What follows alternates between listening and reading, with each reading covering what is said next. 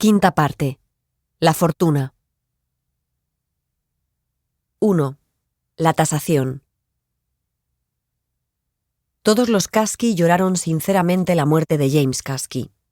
Aunque era ya un hombre viejo y frágil, nadie había imaginado que fuera a morirse. Era el más anciano del clan, aunque nunca había sido su líder en ningún sentido. Tal vez si hubiera ocupado una posición más eminente, los demás se habrían preguntado: ¿quién tomará el relevo cuando James no esté? Pero lo cierto es que tras su muerte no se produjo ninguna reorganización del estatus ni de la posición de los demás miembros de la familia, sino simplemente el reconocimiento del vacío que había dejado. Queenie era la que se sentía más sola, y todo el mundo la trataba como si fuera la viuda de James y no su cuñada. Su hijo Danjo se había casado, pero estaba atrapado en Alemania con su esposa alemana y no podía regresar por problemas con inmigración, o por lo menos eso era lo que le había contado por carta a su madre.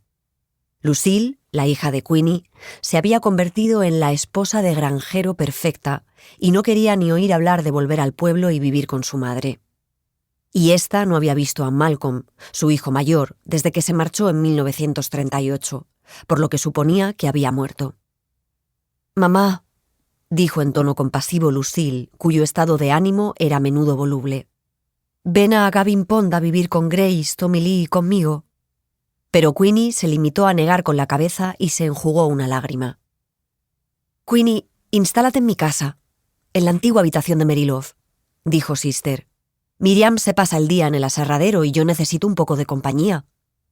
Queenie también rechazó esa oferta en silencio. «Sabes que siempre eres bienvenida en nuestra casa», dijo Elinor. Queenie rechazó todas las propuestas y finalmente se aventuró a formular una tímida petición. «¿Os parece bien si me quedo aquí? Para cuidar de todas las cosas viejas de James. Él adoraba esta casa». Tras una brevísima conversación, la familia decidió que era la solución perfecta, de modo que vendieron la antigua casa de Queenie, situada a unas manzanas de distancia y que durante los últimos años había estado desocupada la mayor parte del tiempo. Grace, la hija de James, había supuesto que éste le dejaría toda su fortuna a ella, como era costumbre entre los Casky, y había tratado de encontrar la mejor forma de dividirla entre todos los seres queridos de su padre. Pero al leer el testamento constató aliviada que eso no sería necesario. Salvo pequeños legados para su cocinera Roxy y para la iglesia metodista de Perdido, la fortuna de James se dividiría a partes iguales entre Queenie, Danjo y Grace. El problema era que nadie conocía el alcance de la fortuna de James, pero dicho desconocimiento resultó ser la solución a otro problema de los Casky. Desde que Billy Bronze y Francis Casky se habían casado, este había tenido mucho tiempo libre, en especial después de licenciarse de las fuerzas aéreas.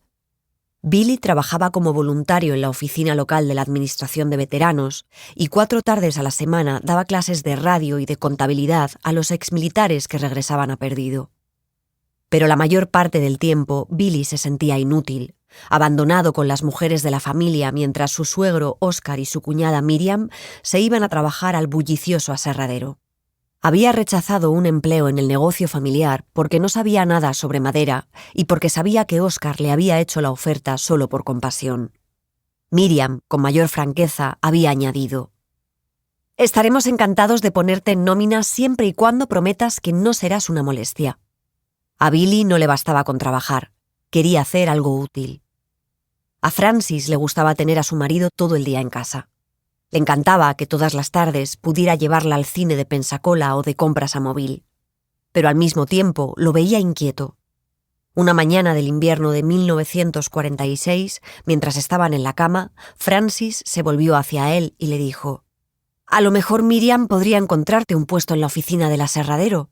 Ya sé que no sabes nada de árboles y que no te gusta trabajar al aire libre, pero con un lápiz y una calculadora te las arreglas perfectamente.